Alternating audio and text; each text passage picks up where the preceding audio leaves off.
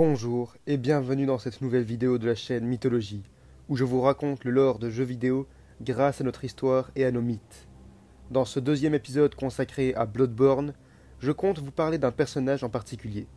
Si les grands anciens chapeautent cet univers, la créature dont il est ici question n'en est pas un, mais pourtant tout aussi dangereux et important. Essayons de comprendre ensemble qui il est. La nuit de chasse est ouverte, et votre proie est le Doppelganger.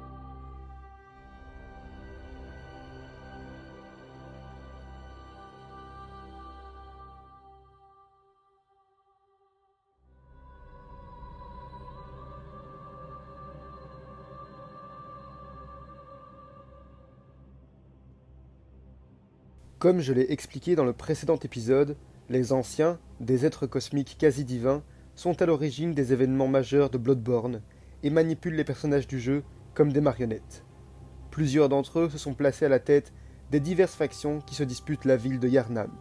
La présence lunaire pour la chasse, Mergo pour l'école, Ebrietas pour le cœur, Kos pour l'église.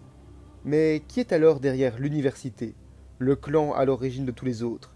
Qui tire les ficelles dans l'ombre de leur chef, Willem? Un être mystique incompréhensible, le Doppelganger. Je précise que toute connaissance et tout terme que j'emploie à son sujet me viennent directement du troisième tome des comics officiels de Bloodborne. Au tout début, trois étudiants, Willem, Lorenz et German, trouvèrent le cadavre d'un ancien, Kos. Lorenz fit de son sang une drogue et poursuivit des expériences dessus avec l'église. Willem voulut lui en apprendre plus sur la race et les origines de cet être mystérieux. German et ses chasseurs servaient l'un et l'autre en leur ramenant les sujets nécessaires à leurs expériences. De son côté, Willem tenta avec l'université d'accéder au savoir des anciens. Il put voir une infime partie de ce qu'ils savaient, acquérant ainsi ce qu'on appelle la lucidité. Il voulut aller plus loin que ça, mais sans prendre lui-même trop de risques. Il utilisa alors l'un de ses étudiants, Rom, comme cobaye. Mais cette expérience le débilita et le changea en un grotesque monstre arachnéen. Rom resta néanmoins l'humain le plus proche d'atteindre le statut des anciens.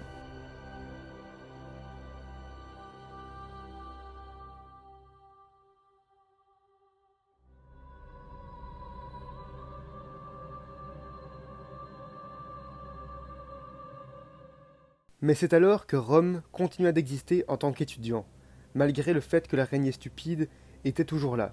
Il apparaissait encore, sous son apparence humaine. C'était parce qu'un être maléfique avait pris sa place. Se basant sur les légendes concernant l'exacte copie d'une personne, il fut appelé le Doppelganger. Il est fort probable que ce soit lui qui ait accepté de subir les expériences de Willem, envoyant ainsi Rom à sa perte. Il opérait dans les ombres, soufflant ses idées aux oreilles du chef de l'université. Voulait-il aussi en apprendre plus sur les anciens? Personne n'en savait rien, et personne ne savait d'où il venait. En fait, personne ne savait même qu'il n'était pas Rom, hormis Eileen, qui était la plus proche amie de l'étudiant et qui se fera chasseresse pour traquer son odieux double. Bien que le joueur n'affronte jamais le Doppelganger, il reste un personnage à part entière du jeu, à l'origine de nombreux événements importants pour le récit. Cependant, la trame majeure du jeu ne tourne pas autour de lui, mais bien du sang. et elle se base sur un récit historique bien particulier. Il faudra donc, dans le prochain épisode, quitter les mythes et légendes et remonter quelques siècles en arrière dans notre histoire pour mieux comprendre le lore de Bloodborne.